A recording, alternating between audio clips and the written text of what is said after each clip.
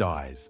She has ruled for 7 years, built 10 fortresses, conquered Derby, secured Leicester's submission, come within 8 weeks of accepting York's surrender.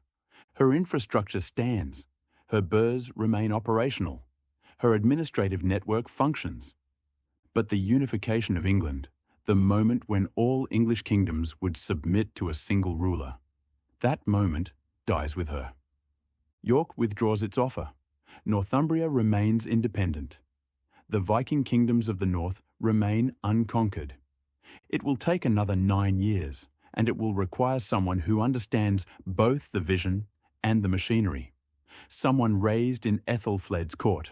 Someone who learned how infrastructure creates power. His name is Æthelstan, Alfred's grandson, Æthelflæd's nephew, possibly her designated successor, and he will take what his grandfather dreamed and his aunt built and make it permanent. Not through conquest alone, not through fortification alone, through law, through coinage, through the transformation of regional power into national institutions. This is Samuel Stephen Chronicles. I'm Samuel Stephen. This is episode 3 of the Mercian Series, Æthelstan's Consolidation. To understand Æthelstan, start with where he was raised. Born around 894, son of Edward the Elder, King of Wessex, but his mother, Ecgwin, was Edward's first wife, or possibly his consort. The sources are unclear. What is clear? When Edward remarried to Æthelflæd, a woman from a more prestigious family, Ecgwin's status became ambiguous, and Æthelstan's legitimacy became questionable. So Edward sent his eldest son away, to Mercia, to be raised in the court of Æthelred and Æthelflæd. This is not exile, this is education. From the 890s through the 910s, Æthelstan grows up watching Æthelflæd build her burh network.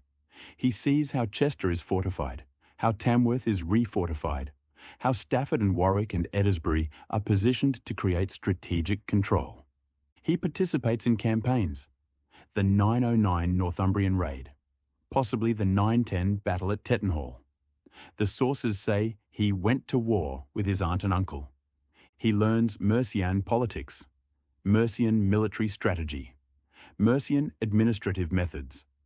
Most importantly, he learns that power embedded in institutions is more durable than power held in persons. July 17, 924. Edward the Elder dies at Farndon in Mercia. Edward has multiple sons. Æthelflæd, son of his second wife. Edwin, another son from a later marriage. And Æthelstan, the eldest but least legitimate. Æthelflæd is in Wessex. He's the obvious successor. The West Saxon nobles expect him to be king. 16 days after Edward dies, Æthelflæd dies at Oxford. The circumstances are not recorded. Possibly natural causes. Possibly murder. Possibly suicide after losing a succession struggle. What happens next is extraordinary. The Mercian nobles meet, and they choose Æthelstan as king. Not of Mercia, of all the English. They don't ask Wessex. They don't consult with the West Saxon nobility. They choose him because he's Mercian in everything but blood. Because he was raised among them. Because he understands their systems. Wessex resists. Some West Saxon nobles support Edwin, Edward's younger son. Some want a council to choose from among multiple candidates. Some question whether Æthelstan, with his unclear maternal lineage, is legitimate. There may have been a brief civil conflict. The sources are vague. What's clear is that Æthelstan's coronation is delayed. He's chosen by Mercia in summer 924. He's not crowned until September 4th, 925, at Kingston in Wessex. 13 months. That's how long it takes to force Wessex to accept a king that Mercia has already acclaimed. And when he's finally crowned, he's not crowned as King of Wessex. He's crowned as King of the English. This distinction matters. Previous kings, Alfred, Edward, ruled Wessex and claimed overlordship over other kingdoms. Æthelstan rules a unified kingdom in which Mercia and Wessex are integrated. The difference isn't semantic, it's structural. And the reason Æthelstan can claim this, the reason the title is even plausible, is because of the infrastructure Æthelflæd built. 926, January 30, Tamworth. Æthelstan meets with Sihtric Coinage, Viking King of York. York has been under Viking control since 866, 60 years of Norse and Danish rule. Its own kings, its own trade networks, its own ecclesiastical structure. Sihtric has just seized power from his predecessor. He's consolidating. He needs legitimacy. He needs allies. Æthelstan offers a deal. Recognition in exchange for submission. Sihtric accepts. Æthelstan gives him his sister in marriage, a traditional alliance marriage, the kind anglo-saxon kings have been using for centuries. The marriage happens. The oaths are sworn. York is acknowledged as subordinate to English overlordship. 927.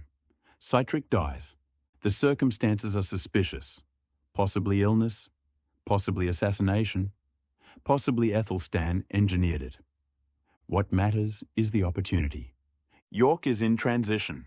The succession is unclear, and Æthelstan has the infrastructure to move quickly. He marches north, with a combined West Saxon Mercian army, using the logistics network Æthelflæd built, resupplying at her burhs, moving faster than any countermove can organize. York surrenders without a fight. For the first time since 866, York is under English control. For the first time in English history, one ruler controls Wessex, Mercia, East Anglia, and Northumbria. Æthelstan is not King of Wessex, with tributary kingdoms acknowledging his overlordship. He is King of the English, direct rule, not mediated through client kings. July 12, 927. Aermont, near Penrith. Æthelstan summons the kings of Britain. Constantine II of Alba, Scotland. Hywel of Deheubarth, Wales. Ealdred of Bamburgh, Northumbria's northern frontier.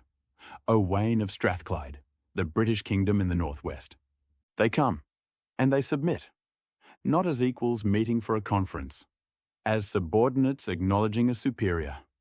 The sources describe it carefully. They made peace with pledges and oaths. They accepted Æthelstan's terms. They became his vassals. This is the moment Æthelflæd came within 8 weeks of achieving. The moment Alfred spent his entire reign fighting toward. One English king, acknowledged by all British kingdoms, overlord of the entire island south of the Scottish Highlands. But here's the question. How do you make that last? Offa controlled Kent, Sussex, East Anglia, and when he died, they defected within a generation. Æthelstan controls a much larger territory, more diverse, more recently conquered, with rulers who have their own traditions of independence. If he relies on personal authority, on oaths sworn to him personally, it all falls apart when he dies. He needs something structural, something that operates independently of who sits on the throne. He needs institutions.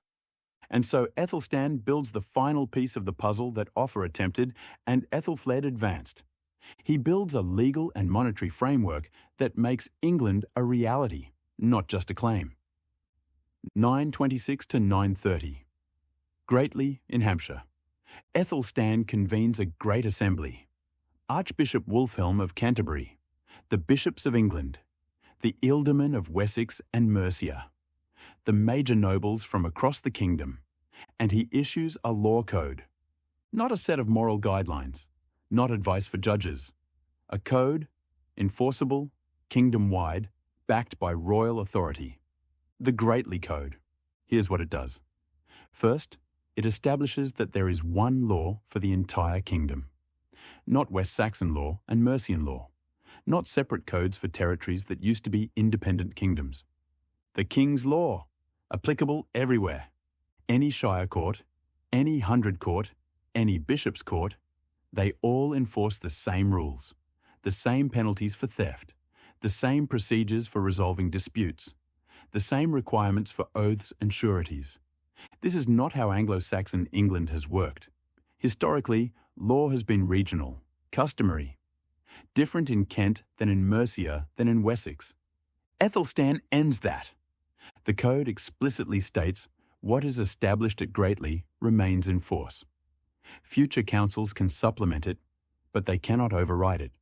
Grately is the baseline, the foundation, the law of the kingdom.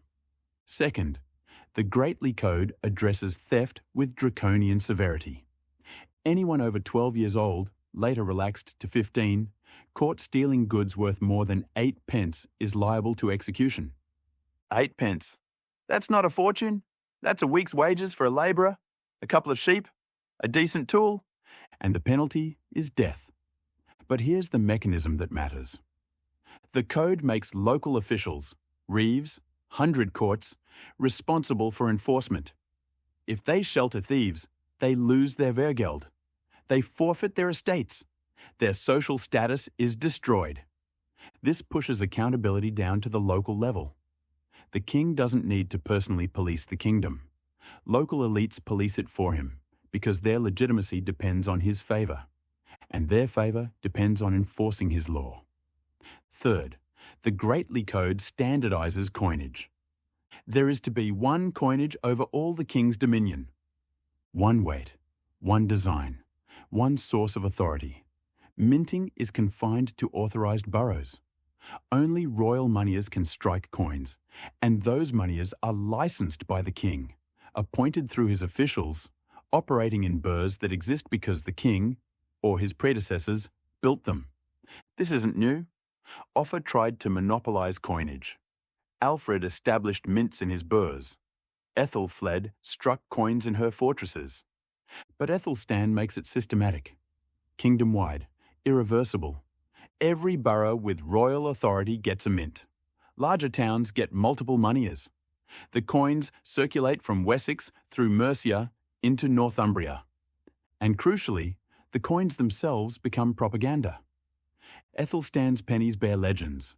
Rex Totius Britannia. King of all Britain, Rex Saxorum. King of the Saxons. The coins don't just facilitate trade, they broadcast sovereignty. Every transaction, every time someone buys bread or pays rent with an Æthelstan penny, they're handling a physical object that declares, this is the king's jurisdiction. Compare this to Offa.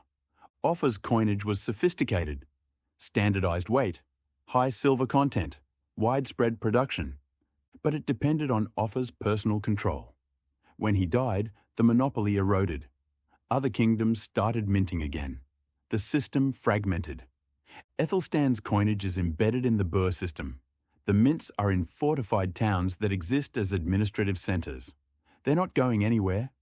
And the law, the Grately Code, makes unauthorised minting a crime, enforced by local officials whose power derives from the king. The system is self-sustaining.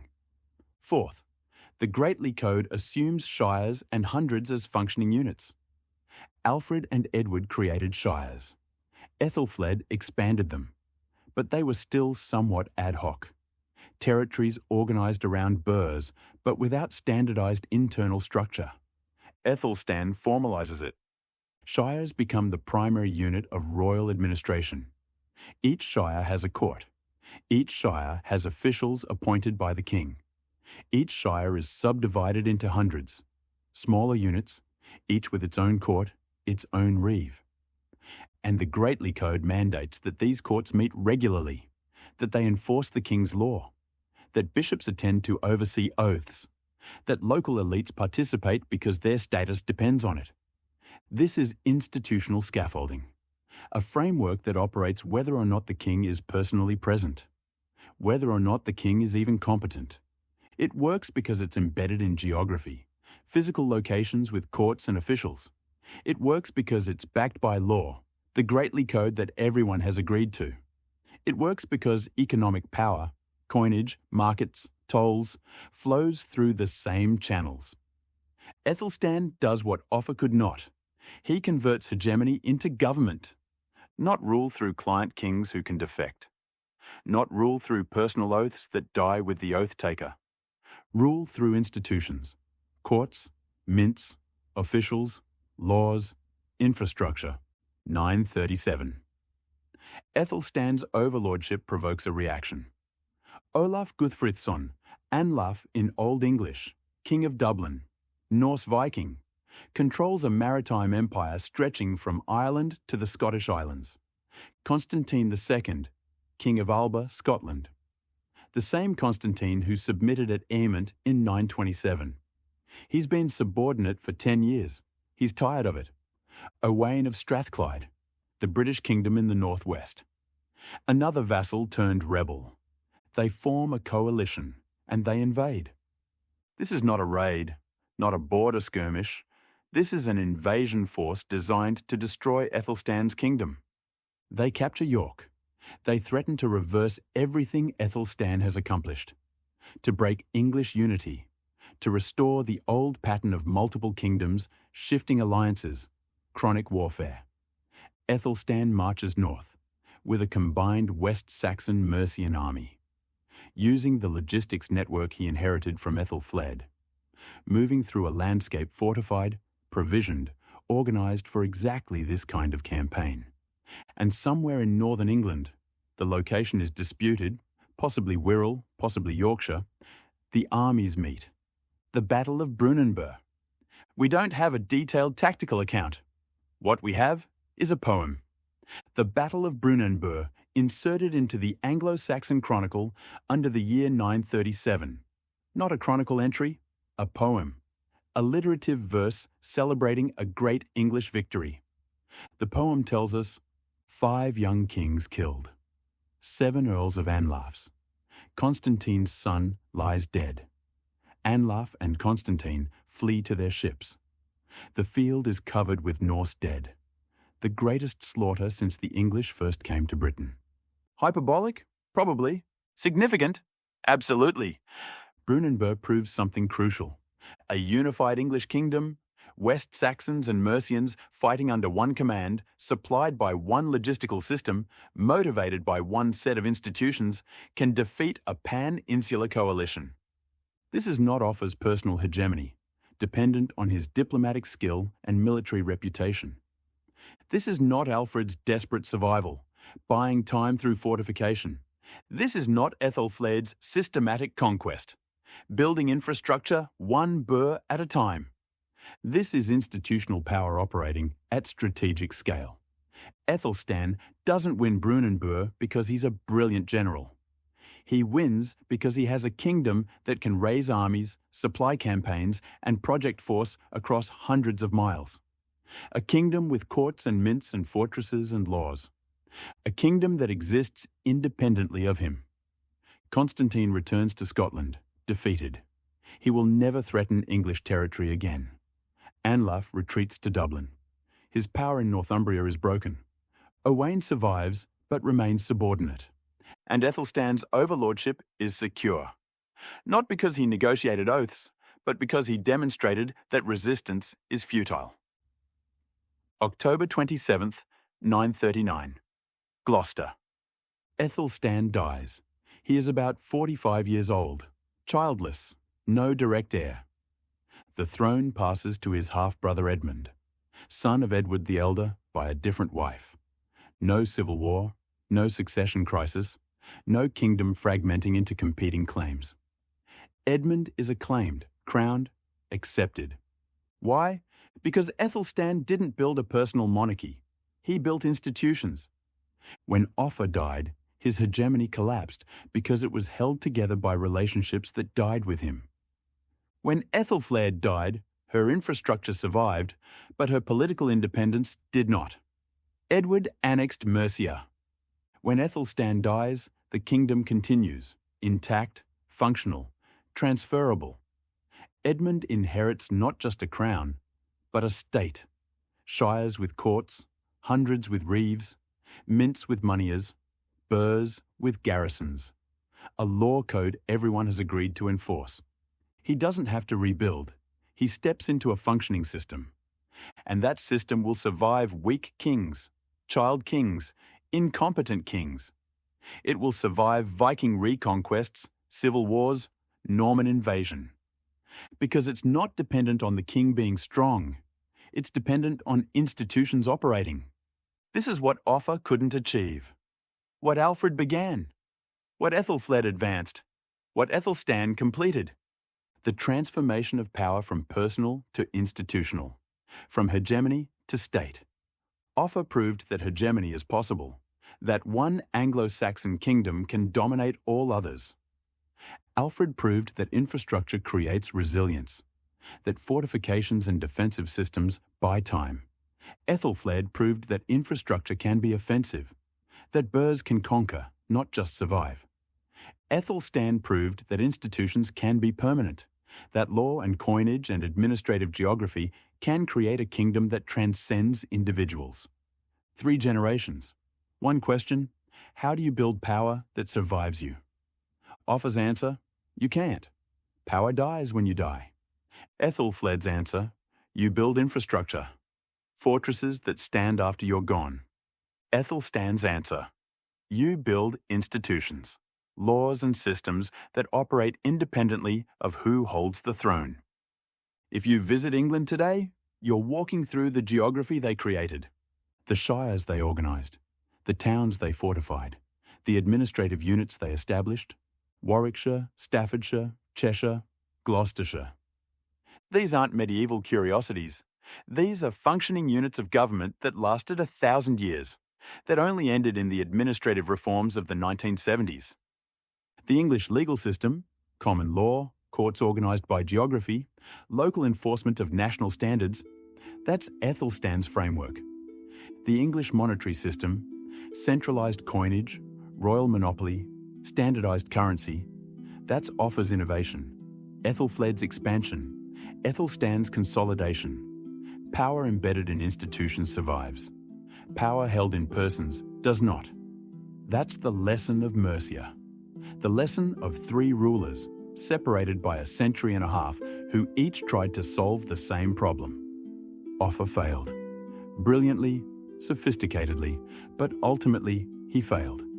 Æthelflæd succeeded. Partially. She built infrastructure that outlasted her, even though her kingdom did not.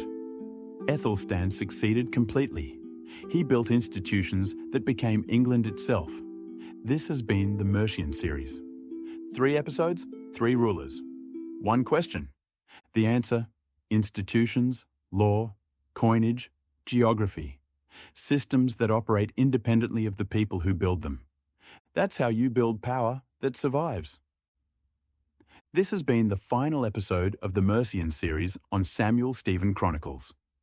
Thank you for listening to this series on power, institutions, and the making of medieval England. For more content exploring power, systems, and history, visit substack.com at Samuel Stephen Chronicles. Samuel Stephen Chronicles will return with a new series examining the machinery of power across different periods and places. Until then, remember, the most effective power is the kind that survives the person who built it.